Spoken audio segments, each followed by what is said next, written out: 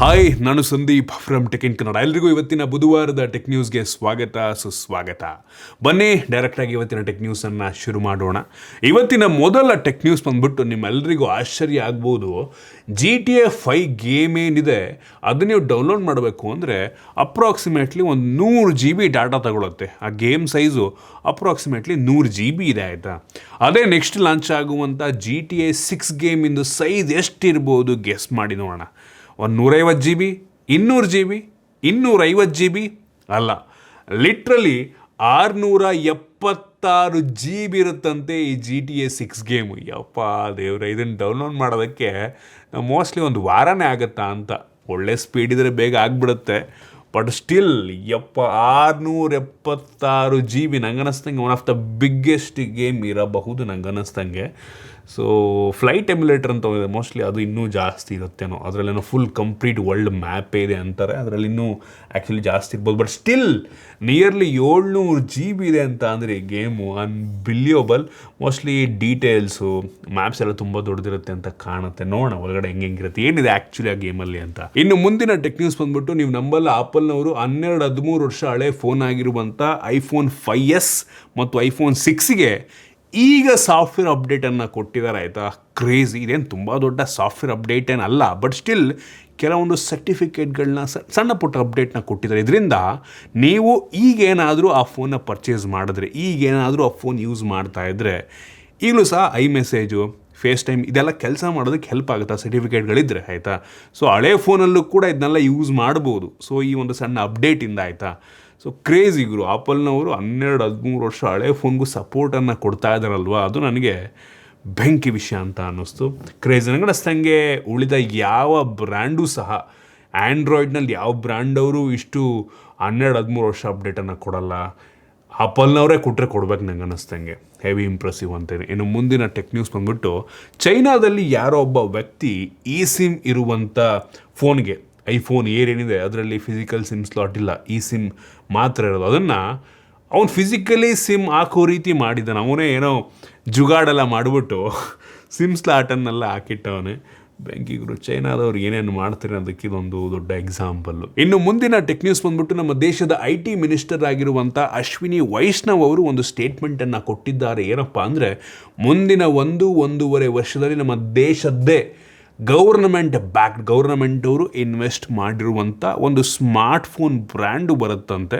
ನಮ್ಮ ದೇಶದಲ್ಲೇ phone manufacture ಮಾಡಿ ಅದು ಒಂದು ಗ್ಲೋಬಲ್ ಬ್ರ್ಯಾಂಡ್ ಆಗುತ್ತೆ ಅಂತ ಹೇಳ್ತಾ ಇದ್ದಾರೆ. ಅದು ಯಾವುದಂತ ಗೊತ್ತಿಲ್ಲ. ಸದ್ಯಕ್ಕೆ ನಮ್ಮ ದೇಶದ ಬ್ರ್ಯಾಂಡ್ಗಳಂತ ಅಂದರೆ ಸ್ವಲ್ಪ ಚೆನ್ನಾಗಿ ಓಡ್ತಾ ಇರುವಂಥದ್ದು ಲಾವ ಒಂದೇ, ಆಯಿತಾ. ಮೈಕ್ರೋಮ್ಯಾಕ್ಸ್ ಅವ್ರ ಮೇಲೆ ನಂಬಿಕೆನೇ ಹೊರಟೋಗಿದೆ. ಬರ್ತಾರೆ, 1-2 ಫೋನ್ ಲಾಂಚ್ ಮಾಡ್ತಾರೆ, ಹೋಗ್ತಾರೆ. ಆ ಸ್ಟೆಬಿಲಿಟಿಯನ್ನು ಮೇಂಟೈನ್ ಮಾಡ್ತಿಲ್ಲ, ಆ ಟ್ರಸ್ಟನ್ನು ಅವ್ರು ಕೊಡ್ತಾ ಇಲ್ಲ. ಲಾವಾದವ್ರು ಪರವಾಗಿಲ್ಲ, ನಾಟ್ ಬ್ಯಾಡ್, ಆಯಿತಾ. ಒಳ್ಳೆ ಸೇಲ್ಸನ್ನು ಮಾಡ್ತಾಯಿದ್ದಾರೆ. One of the fastest growing brand ಈಗ ನಮ್ಮ ದೇಶದಲ್ಲಿ, ಆಯಿತಾ.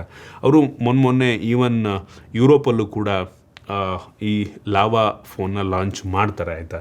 ಸೊ ಮೋಸ್ಟ್ ಅದೇ ಬ್ರ್ಯಾಂಡ್ ಅಥವಾ ಬೇರೆ ಯಾವುದಾದ್ರೂ ಹೊಸ ಬ್ರ್ಯಾಂಡ್ ಬರ್ತಾ ಇದೆಯಾ ಗೊತ್ತಿಲ್ಲ. ಒಟ್ಟಿನಲ್ಲಿ ಒಳ್ಳೆಯದು, ನಮ್ಮ ದೇಶದ ಒಂದು ಸ್ಮಾರ್ಟ್ ಫೋನ್ ಬ್ರ್ಯಾಂಡು ಮುಂದಿನ 1-1.5 ವರ್ಷದಲ್ಲಿ ಬರುತ್ತಂತೆ. ಸೂಪರ್. ಇನ್ನು ಮುಂದಿನ ಟೆಕ್ ನ್ಯೂಸ್ ಬಂದ್ಬಿಟ್ಟು, ಇದೀಗ ನೀವು ಜಪಾನ್ನಲ್ಲೂ ಸಹ UPI ಟ್ರಾನ್ಸಾಕ್ಷನ್ನ ಮಾಡ್ಬೋದು. ಆ ದೇಶದಲ್ಲೂ ಕೂಡ UPIಯನ್ನು ಎನೇಬಲ್ ಮಾಡಲಾಗ್ತಾ ಇದೆ.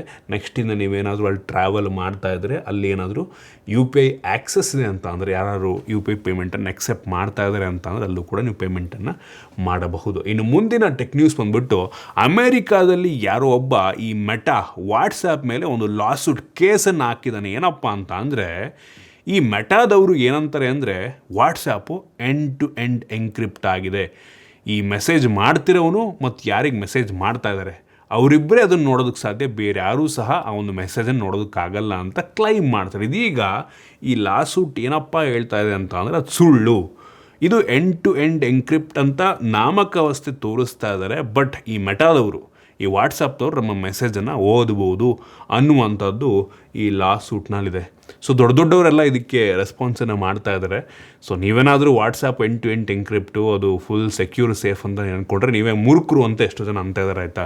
ಸೊ ನಾಮಕಾವಸ್ಥೆ ಎಂಡ್ ಎನ್ಕ್ರಿಪ್ಟ್ ಅಂತಾರೆ, ಬಟ್ ಬ್ಯಾಕ್ ಎಂಡಲ್ಲಿ ವಾಟ್ಸಪ್ನವ್ರು ನಮ್ಮ ಚಾಟನ್ನು ನೋಡ್ಬೋದು ಅಂತ. ಸೊ ಈ ಲಾಸೂಟಲ್ಲಿದೆ. 100% ನಿಜನೇ, ಆಯಿತಾ. ಯಾವುದೇ ಕಂಪ್ನಿ ಆದರೂ ನಾಮಕಾವಸ್ಥೆ ಎಂಡ್ ಅನ್ಬೋದು, ಬಟ್ ಸ್ಟಿಲ್ ಒಂದು ಬ್ಯಾಕ್ ಡೋರ್ನ ಇಟ್ಕೊಂಡಿರ್ತಾರೆ. ನಂಗೆ ಅನ್ನಿಸ್ತಂಗೆ. ಇನ್ನು ಮುಂದಿನ ಟೆಕ್ ನ್ಯೂಸ್ ಬಂದ್ಬಿಟ್ಟು, ಸೊ ನಿಮ್ಮೆಲ್ಲರಿಗೂ ಆಲ್ರೆಡಿ ಗೊತ್ತಾಗಿರ್ಬೋದು, ಯುರೋಪಿಯನ್ ಯೂನಿಯನ್ ಮತ್ತು ನಮ್ಮ ದೇಶದ ನಡುವೆ ಒಂದು ಟ್ರೇಡ್ ಅಗ್ರಿಮೆಂಟ್ ಆಗಿದೆ, ಟ್ರೇಡ್ ಡೀಲ್ ಆಗಿದೆ. ಮದರ್ ಆಫ್ ಆಲ್ ಡೀಲ್ಸ್ ಅಂತೇನು ಅಂತ ಇದ್ದಾರೆ ಆಯಿತಾ. ಸೊ ಇದರಿಂದ ಈ ಇಂಪೋರ್ಟ್ ಡ್ಯೂಟೀಸು, ಟ್ಯಾರಿಫ್ಸ್ನೆಲ್ಲ ಫುಲ್ಲು ಕ್ಲೋಸ್ ಟು ಝೀರೋ ಮಾಡಿಟ್ಟಿದ್ದಾರೆ ಆಯಿತಾ. ಅದರಲ್ಲೂ ನಂಗೆ ತುಂಬ ಇಂಟ್ರೆಸ್ಟಿಂಗ್ ಅಂತ ಅನಿಸಿದ್ದು ಕಾರ್ಗಳ ಮೇಲೆ, ಇಂಪೋರ್ಟೆಡ್ ಕಾರು.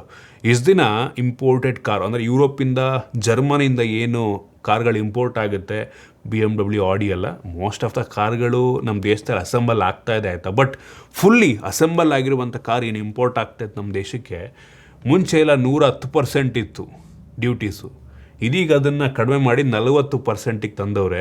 ನೆಕ್ಸ್ಟ್ ಅದು ಫರ್ದರ್ ಇನ್ನೂ ಡೌನ್ ಆಗಿ ಫ್ಯೂಚರ್ನಲ್ಲಿ 10%ಗೆ ಬರುತ್ತೆ ಅಂತ ಹೇಳಲಾಗ್ತಾ ಇದೆ ಆಯಿತಾ. ಸದ್ಯಕ್ಕಂತೂ 40% ಡ್ಯೂಟೀಸ್ ಅಂತ ಅಂದರೆ ಅನ್ಬಿಲಿಯಬಲ್ ಆಯಿತಾ. ತುಂಬ ದುಡ್ಡನ್ನು ಇಂಪೋರ್ಟೆಡ್ ಕಾರನ್ನು ಪರ್ಚೇಸ್ ಮಾಡೋರು ಉಳಿಸ್ಬೋದು ಆಯಿತಾ. ಸೊ ಇದು ಜನವರಿ 27ನೇ ತಾರೀಕಿಂದ, ಈ ತಿಂಗಳು ಜನವರಿ 27ರಿಂದ ಎಫೆಕ್ಟಿವ್ ಆಗಿ ಶುರುವಾಗುತ್ತೆ.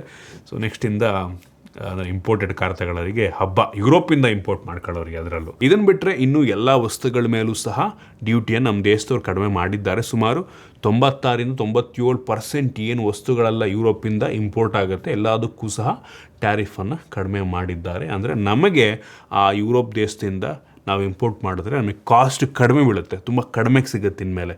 ಜೊತೆಗೆ ನಮ್ಮ ದೇಶದಿಂದ ಬೇರೆ ಯುರೋಪಿಯನ್ ಯೂನಿಯನ್ ದೇಶಕ್ಕೆ ಏನು ಎಕ್ಸ್ಪೋರ್ಟ್ ಆಗ್ತಾಯಿತ್ತು ಅದ್ರ ಮೇಲೂ ಸಹ ಆ ಯುರೋಪಿಯನ್ ಯೂನಿಯನ್ನವರು ಟ್ಯಾರಿಫನ್ನು ಕಡಿಮೆ ಮಾಡಿದ್ದಾರೆ. ಸೊ ಎಕ್ಸ್ಪೋರ್ಟ್ರ್ಗಳಿಗೂ ಸಹ ಅಡ್ವಾಂಟೇಜು. ಸೊ ಅಲ್ಲಿ ಜನಗಳಿಗೆ ನಮ್ಮ ವಸ್ತುಗಳು ತುಂಬ ಕಡಿಮೆ ಬೆಲೆಗೆ ಸಿಕ್ಕಾಗ ಇನ್ನೂ ಜಾಸ್ತಿ ಅವರು ಇಂಪೋರ್ಟ್ ಮಾಡ್ಕೊಬೋದು, ನಮ್ಮ ದೇಶದಿಂದ ಎಕ್ಸ್ಪೋರ್ಟ್ ಆಗುತ್ತೆ ಜಾಸ್ತಿ ಆಗ. ಸೊ ಒಳ್ಳೆಯದು, ತುಂಬ ದೊಡ್ಡ ಡೀಲ್ ಇದು. ಸೊ ಒಂದು ರೀತಿ ಅಮೇರಿಕಾ ಅವರು ತಲೆ ಕೆಡಿಸ್ಕೊಳ್ಳಲ್ಲ ನಂಗೆ ಅನ್ನಿಸ್ತಂಗೆ. ಇದೇನು ತುಂಬ ಅವ್ರಿಗಿದೆಲ್ಲ ಜುಜ್ಬಿ ಅಂತ ಇರ್ತಾರೆ ಅವರು. ಬಟ್ ಸ್ಟಿಲ್ ನಮ್ಮ ದೇಶದ ಮಟ್ಟಿಗೆ ಇದು ತುಂಬ ದೊಡ್ಡ ಡೀಲ್ ಅಂತಲೇ ಅಂತೀನಿ.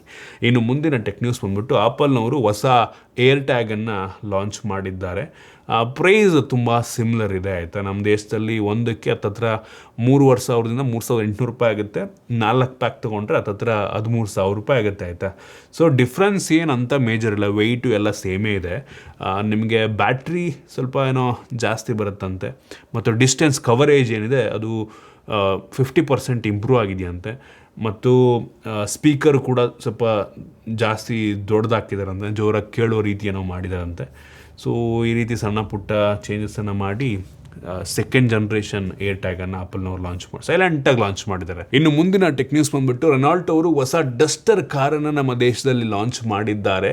9-9.5 ಲಕ್ಷದಿಂದ ಈ ಕಾರ್ನ ಬೆಲೆ ಶುರುವಾಗುತ್ತೆ. 3 ಎಂಜಿನ್ ಆಪ್ಷನ್ ಇದೆ. ಒಂದು 1 ಲೀಟರ್ ಎಂಜಿನ್ನು, ಇನ್ನೊಂದು 1.3 ಇಂಚು ಮತ್ತು ಇನ್ನೊಂದು 1.8 ಇಂಚು. ಈ 1.8 ಇಂಚಿಂದ ಏನಿದೆ ಇದು ಹೈಬ್ರಿಡ್ ಕಾರ್ ಆಯಿತಾ. ಇದರಲ್ಲಿ 1.4 ಕಿಲೋವ್ಯಾಟ್ ಆಗೋದು ಬ್ಯಾಟ್ರಿ ಇರುತ್ತೆ. ಅಂತಂದರೆ ನೀವು ಓಡಿಸ್ಬೇಕಾದ್ರೆ ಆ ಬ್ಯಾಟ್ರಿ ಚಾರ್ಜ್ ಆಗ್ತಾ ಇರುತ್ತೆ. ಸೊ ಒಂದು ರೀತಿ ಅದು ನೀವು ಇನ್ ಕೇಸ್ ನೀವು ಚಾರ್ಜ್ ಆಗ್ತಾ ನೀವು ಬೇಕು ಅಂದರೆ ಈ ಹೈಬ್ರಿಡ್ ಮೋಡ್ಗೆ, ಎಲೆಕ್ಟ್ರಿಕ್ ಮೋಡಿಗೆ ಸ್ವಿಚ್ ಆದರೆ ಆ ಬ್ಯಾಟ್ರಿ ಏನು ಚಾರ್ಜ್ ಆಗಿರುತ್ತೆ ಅದರಲ್ಲಿ ನೀವು ಓಡಿಸ್ಬೋದು. ಸಿಟಿ ಒಳಗೆ ಬೇಕಾದ್ರೆ ನೀವು ಓಡಿಸ್ಬೋದು. ಅವ್ರು ಹೇಳೋ ಪ್ರಕಾರ ಅಪ್ ಟು 80% ಸಿಟಿ ಡ್ರೈವನ್ನು EVಯಲ್ಲೇ ಮಾಡ್ಬೋದು ಅಂತ ಅಂತಾರೆ. ಅದು ಯಾವ ಬೇಸ್ ಮೇಲೆ ಅಂತ ಗೊತ್ತಿಲ್ಲ. ಸೊ ಒಟ್ಟಿನಲ್ಲಿ ನಿಮಗೆ ಮೈಲೇಜ್ ಒಂದು ಲೆವೆಲ್ಲಿಗೆ ಚೆನ್ನಾಗಿ ಕೊಡುತ್ತೆ. ಸೊ ಹೈಬ್ರಿಡ್ ನಂಗೆ ಅನ್ನಿಸ್ತಂಗೆ ಕಾಸ್ಟ್ ಸ್ವಲ್ಪ ಜಾಸ್ತಿ ಇರುತ್ತೆ ಕಂಪ್ಯಾರಿಟಿವ್ಲಿ. ನೋಡೋಣ.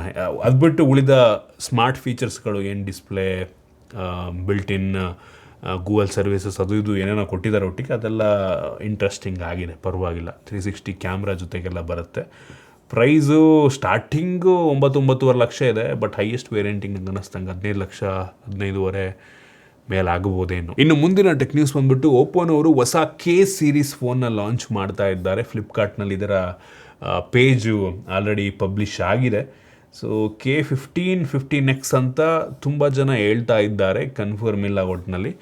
ಸೊ ನೋಡೋಣ. ತುಂಬ ಪಾಪ್ಯುಲರ್ ಸೀರೀಸು, ತುಂಬ ಜನ ಈ ಓಪೋದು K ಸೀರೀಸ್ ಫೋನ್ನ ವ್ಯಾಲ್ಯೂ ಫಾರ್ ಮನಿ ಫೋನ್ ತುಂಬ ಒಳ್ಳೆ ಪ್ರೈಸ್ಗೂ ಕೂಡ ಲಾಂಚ್ ಮಾಡ್ತಾರೆ. ಇನ್ನು ಮುಂದಿನ ಮತ್ತು ಕೊನೆಯ ಟೆಕ್ ನ್ಯೂಸ್, ಸ್ಯಾಮ್ಸಂಗ್ ಅವರು ಸ್ಯಾಮ್ಸಂಗ್ ಗ್ಯಾಲಕ್ಸಿ A57 ಸ್ಮಾರ್ಟ್ ಫೋನನ್ನು ಇನ್ನು ಕೆಲವು ದಿನಗಳಲ್ಲಿ ಲಾಂಚ್ ಮಾಡ್ಬೋದು. ಅದ್ರದ್ದು ಕೆಲವೊಂದು ರೆಂಡರ್ಗಳು ಲೀಕ್ ಆಗಿದೆ. ನೋಡೋದಕ್ಕೆ ಪ್ರೀವಿಯಸ್ ಜನ್ರೇಷನ್ A56 ಏನಿತ್ತು ಅದೇ ರೀತಿ ಕಾಣ್ತಾ ಇದೆ, ವಿತ್ ಮೆಟಾಲಿಕ್ ಫ್ರೇಮು. ಕೆಲವೊಂದು ಸಣ್ಣ ಪುಟ್ಟ ಸ್ಪೆಸಿಫಿಕೇಷನ್ ಚೇಂಜ್ ಇರುತ್ತೆ ನಂಗೆ ಅನ್ನಿಸ್ತಂಗೆ. ಸ್ವಲ್ಪ ಜಾಸ್ತಿ ತಿನ್ನಾಗಿರುತ್ತೆ ಅಂತ ಹೇಳ್ತಾ ಇದ್ದಾರೆ. ನೋಡೋಣ. ಸೊ ಇದ್ರ ಜೊತೆಗೆ ಕೆಲವೊಂದು ಅವ್ರದ್ದು A series F series entry level smartphone ಕೂಡ ಇನ್ನು ಕೆಲವು ದಿನಗಳಲ್ಲಿ ಬರಬಹುದು. ಅದ್ರ ಬಗ್ಗೆ ನಾನು ಅಪ್ಕಮಿಂಗ್ ಸ್ಮಾರ್ಟ್ಫೋನ್ಗಳ ಲಿಸ್ಟಲ್ಲಿ ತಿಳಿಸ್ಕೊಡ್ತೀನಿ ಯಾವುದೆಲ್ಲ ಇದೆ ಅಂತ. ಸೊ ಇಷ್ಟು ಇವತ್ತಿನ ಟೆಕ್ ನ್ಯೂಸ್. ಐ ಹೋಪ್ ನಿಮಗೆ ಇವತ್ತಿನ ಟೆಕ್ ನ್ಯೂಸಲ್ಲಿ ಕೆಲವೊಂದು ಹೊಸ ವಿಷಯ ತಿಳೋಕ್ಕೆ ಸಿಕ್ಕಿದೆ ಅಂತ ಅನ್ಕೋತೀನಿ. ಇಷ್ಟ ಆಗಿದ್ರೆ ಲೈಕ್ ಮಾಡಿ, ಶೇರ್ ಮಾಡಿ. ಇದೇ ರೀತಿ ನಮ್ಮ ಬೇರೆ ಬೇರೆ ವಿಡಿಯೋಗಳಿಗೆ ನಮ್ಮ tech in Kannada YouTube channel subscribe ಮಾಡ್ಕೊಂಡಿಲ್ಲ ಅಂದರೆ ಇಲ್ಲಿ ಸಬ್ಸ್ಕ್ರೈಬ್ ಮಾಡ್ಕೊಳ್ಳಿ ಮತ್ತು ಬೆಲ್ ಐಕಾನ್ ಕೂಡ ಕ್ಲಿಕ್ ಮಾಡ್ಬೋದು. ಸಿಗೋಣ ಮತ್ತೆ ಮುಂದಿನ ವಿಡಿಯೋದಲ್ಲಿ.